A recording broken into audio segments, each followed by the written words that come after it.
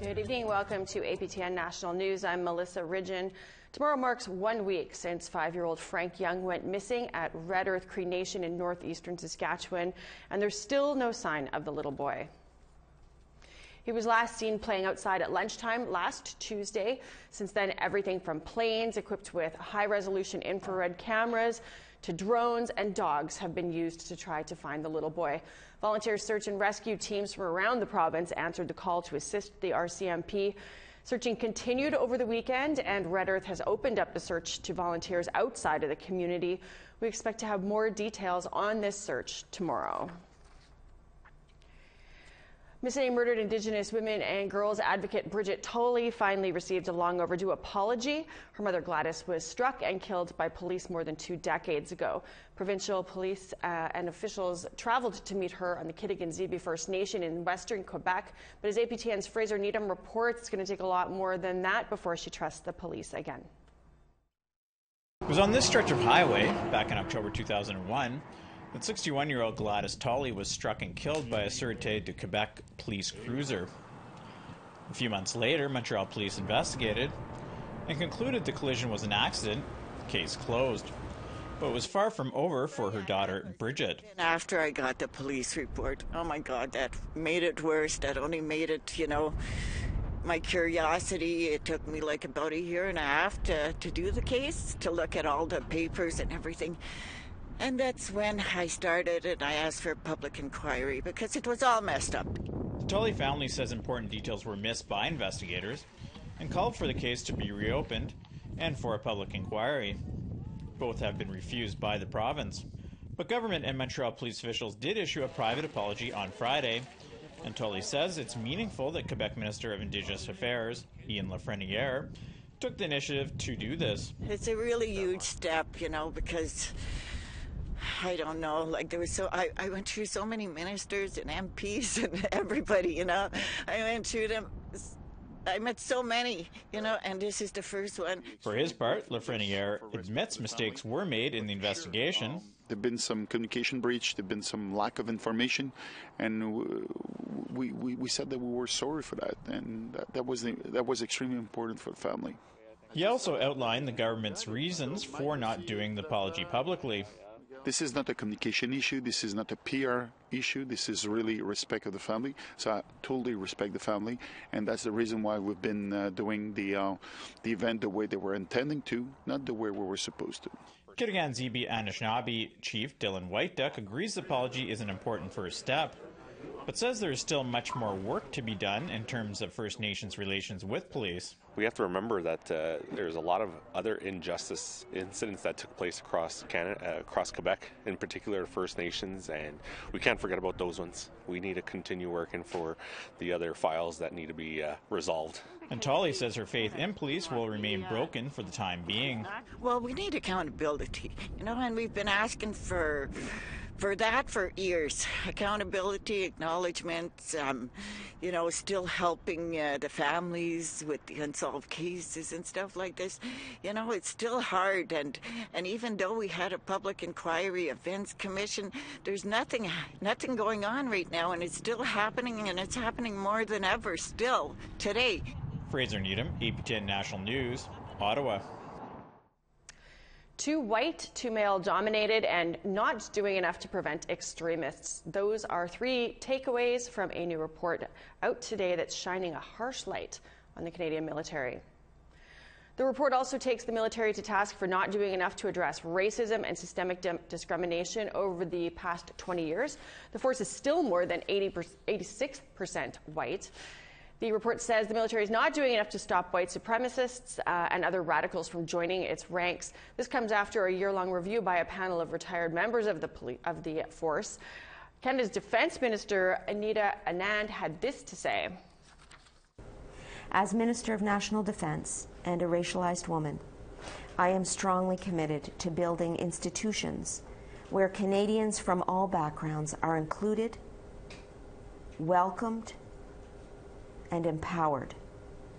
I will continue to work on this mission with General Eyre and Deputy Minister Matthews every single day. To Thunder Bay now, where a majority of the city's embattled police services board have resigned. The move comes just days after the Ontario Police Watchdog appointed an administrator to oversee the board. It also comes as high-ranking officials with the city's police service are currently under investigation. With more, we're joined by the now former chair of the Police Services Board, Kristen Oliver.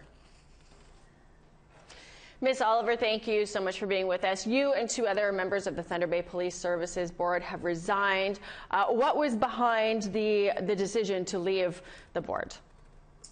So last Tuesday, during our actual Police Service Board meeting, we were notified by the tribunal through the Ontario Civilian Police Commission that they were appointing a board administrator who would ultimately have full control of the board, essentially would be the sole vote member. And they said that it was based on a preliminary investigation that determined that this board was in crisis, that we were dysfunctional, and so for those reasons, I had to really take a look at and examine my role and how I saw myself participating on this board. When the Civilian Police Commission appointed an administrator to oversee the board, they did make a reference to an emergency existing within the board, and that recommendations from Justice Murray Sinclair's report remain unfulfilled. Was this a board in crisis before you stepped aside? I don't see us actually. I did not see this board as being in crisis. We had 4 members in particular who were very engaged, worked very diligently on the recommendations, certainly from Senator Sinclair's report, but also recognizing that we were working with the confines of number of rights holders and stakeholders, and having those consultation discussions. Certainly it helped develop our strategic plan, which was a huge undertaking that we did last year. When we look at the work that we were able to complete as a board, I did not see us in emergency crisis by any stretch of the imagination. And I also think it's important to recognize that, this board in particular also did have a board administrator assigned to us when we first became the board in 2018. Mm-hmm. He was in that role for 18 months, and he was allowed to go essentially because the work on the Sinclair recommendations were underway. So at that time, a little over 18 months ago, CPC was confident that this board was doing the work that we needed to do, and so they relieved the administrator at that time, and then subsequently are using that as an excuse to appoint another administrator. At no time did OCPC even ask for any of our minutes, agendas. We have a chart that we keep to update the ongoing status of where these recommendations are, and at no time were any of that information requested. There's a number of human rights complaints have been filed. There's some people in the Thunder Bay area have said they want the Thunder Bay Police Service dismantled. What's your response to that? So I certainly don't see the value in dismantling Thunder Bay Police Service. I don't essentially see what that would accomplish. I mean, this board, when we were together, we were certainly working on the systemic racism that was identified. We're coming up with some policies and regulations around how to best eradicate the systemic racism that we're seeing at this institutional level. Mm-hmm. When, just calling for disbandment of the police service, I think is unfair. There are, I would say, 98% of the membership between civilian and uniformed officers are incredibly dedicated to this community. They see value in the work that they do every single day. They see value in the work that we were trying to accomplish in terms of, changing the culture of policing in Thunder Bay, and a lot of them were on board. And I think that, these recommendations to dismantle actually infringes the work that they're doing. And I think that it's unfair. I think that when you look at whether you bring in another police service, what changes? Essentially the uniform, if we're not changing the institutional situation and issues. Yeah. Well, we thank you for taking the time to update us here. Thank you. Have a good night. To Watson Lake, Yukon now, where some Liard First Nation band members say they are being left in the dark on important issues. The community has been under new leadership for almost 2 years, and their chief says that they are on track for success. Here's Sarah Connors with that story. And I knew I was going to survive to tell my story of my experience in North Post. Mary Caesar is a Cascadena elder, artist, and residential school survivor. Caesar uses painting to heal, and she wants her people to heal too. She says her community of Watson Lake, Yukon, is grappling with many health and social issues like addiction, high rates of cancer and illness, and violence. People are constantly grieving here, and it's like, it just seems like a hopeless situation because nobody's talking about it. Our leaders are not addressing what's happening here in the communities. And she's not alone. For the last several years, controversy has riddled Liard First Nation, which has 1,400 members. In 2014, the band was put into third-party management for falling into debt. The next year, the federal government sued the First Nation for failing to report the salary of its leaders.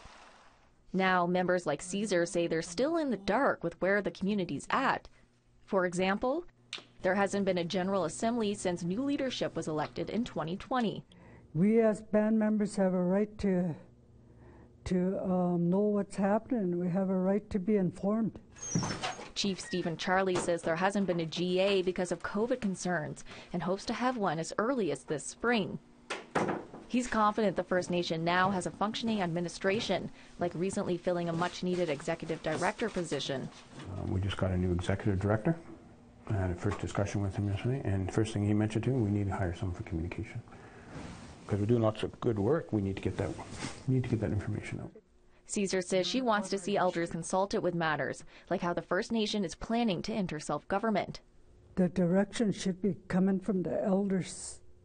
And Chief and Council also has to listen to the elders and the people. Charlie agrees. He says he'll continue to work on health and social issues with a focus on healing past divides. Division has been fostered for power and control. And I think that power and control should be with the people. For Caesar, it's about Chief and Council taking action in a good way. I think it's time, time for people to work together and unite and help each other. Sarah Connors, APTN National News, Watson Lake. We need to take a quick break, but still ahead, Mohawk children used in a mind control experiment by the CIA in the 50s. We'll tell you about that when we come back after the break.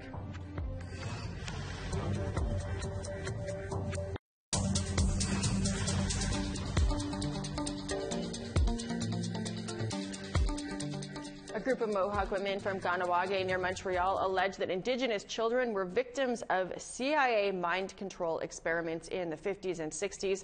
A warning to our viewers, the story contains sensitive subject matter about residential schools, psychological torture, and unmarked graves. Amelia Fournier has this. These historic buildings in Montreal hold a rich history and dark secrets. From 1957 to 1964, the Allen Memorial Institute was the site of Dr. Ewan Cameron's mind control experiments, which were part of the CIA's MK-Ultra program. In our cases, all the former patients and families of Dr. Cameron were used as guinea pigs. He experimented upon them, and that was funded by the Canadian government.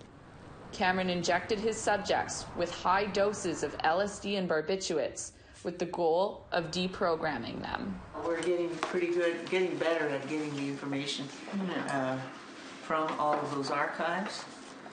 But now we have to organize it. Now the Mohawk Mothers, a group of Mohawk women from Longawaited who see themselves as guardians of Mohawk land, fear the expansion of Montreal's Royal Victoria Hospital will destroy evidence of these crimes.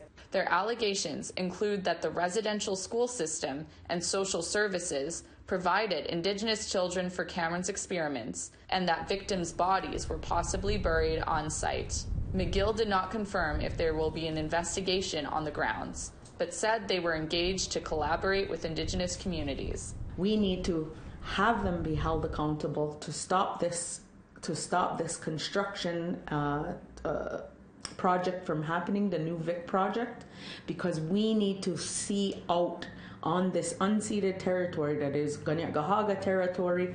It needs to be looked into. The Mohawk Mothers called themselves the traditional representatives of Gahaga. So really it's in our DNA to take care of this and to take care of the future DNA that's coming.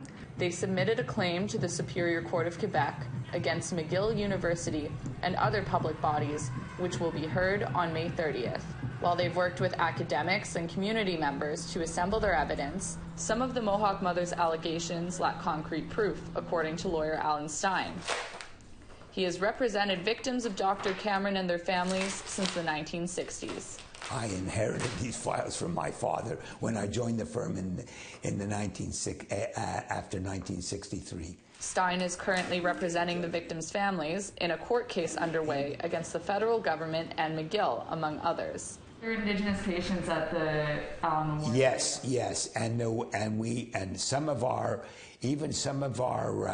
families are Indigenous, are Native families whom we're representing. He could not confirm that Indigenous orphans were part of the experiments, nor if there had been clandestine burials on the grounds. I might not be representing their families, but we have information that some of the Indigenous or Native patients of Dr. Cameron were minors under the age of 21. We've even been told that some of them were orphans, but I'm not so sure about that. Whether or not they were buried on the grounds of the Allen Memorial Hospital or the Royal Victoria Hospital, we have no proof of. The Mohawk Council of Ganawaga is not involved in the Mohawk Mother's Court case and didn't provide a comment. Emilia Fournier, APTN National News, Montreal. To Manitoba now, Indigenous Minister Patty Hajdu was in Winnipeg late last week to announce money for an Indigenous wellness program in the Manitoba capital. $1.8 million will be going towards the creation of the Gani-Ganijik Cultural and Wellness Center. It will provide life skills training, a cultural-based daycare center, food and housing security initiatives, and violence prevention and intervention programs. The expansion project will double the number of people who can access these supports. Expansion will allow them to serve double the number of people they serve. It will obviously create jobs as well, but support people to get through difficult times or to get the services they need. They work with Indigenous young people, with two-spirited people, with individuals that need supports in the community to navigate services and to get the kinds of things they need to move forward in a good way. Still in Manitoba, the creation of the new Anti-Racism in Sports Accord. Immigration Partnership Winnipeg, the Winnipeg Blue Bombers, and the Gold Eyes baseball team spearheaded this project. The accord sets out commitments for sports organizations to be anti-racist, including enforcement of a zero-tolerance policy for racism, yearly education and training, as well as collecting race-based data. So far, 30 sports organizations have signed on, and the project is looking for more. These are commitments that will help assess, acknowledge, and intentionally address racism within sport organizations. They are basic actions that require goals to guide organizations to becoming anti-racist organizations. Seeking to continue to grow is a value that should be embedded into organizations while working towards their anti-racism goals. This will contribute to ensuring that Winnipeg sport is a safe place for all. We need to take one more quick break, but when we come back, I will tell you all about a pottery slam. Stay with us. I usually like to use my work to push some kind of social improvement of some sort.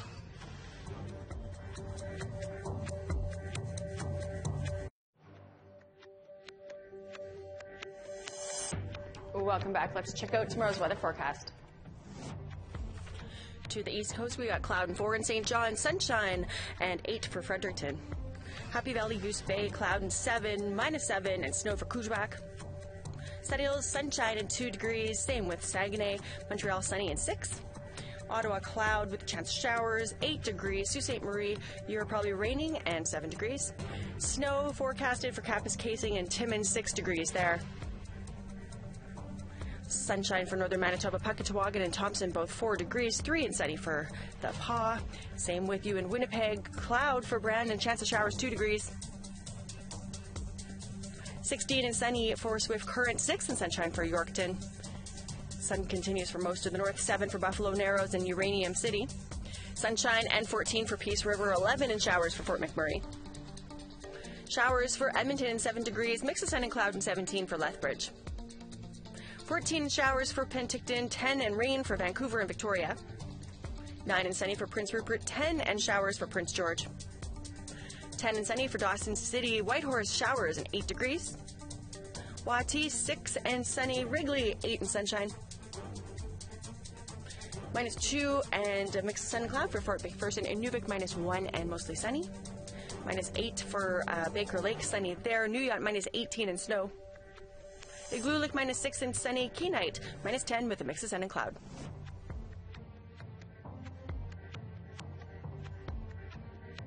Powerful young Indigenous voice who's been making waves on Saskatchewan's poetry scene is about to make his national debut.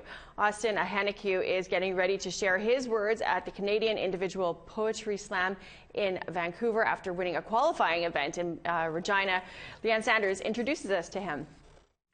Imagine a beast, but not the kind of beast that falls in love with beauty, but the kind of beast that is killing children one by one secretly. Austin Ahanekyu was a shy 15-year-old when he attended his first poetry slam.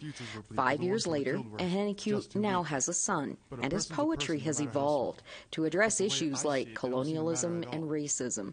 Ahanekyu is a member of the Atakakut First Nation and has taken back the term "a noble savage" as his stage name.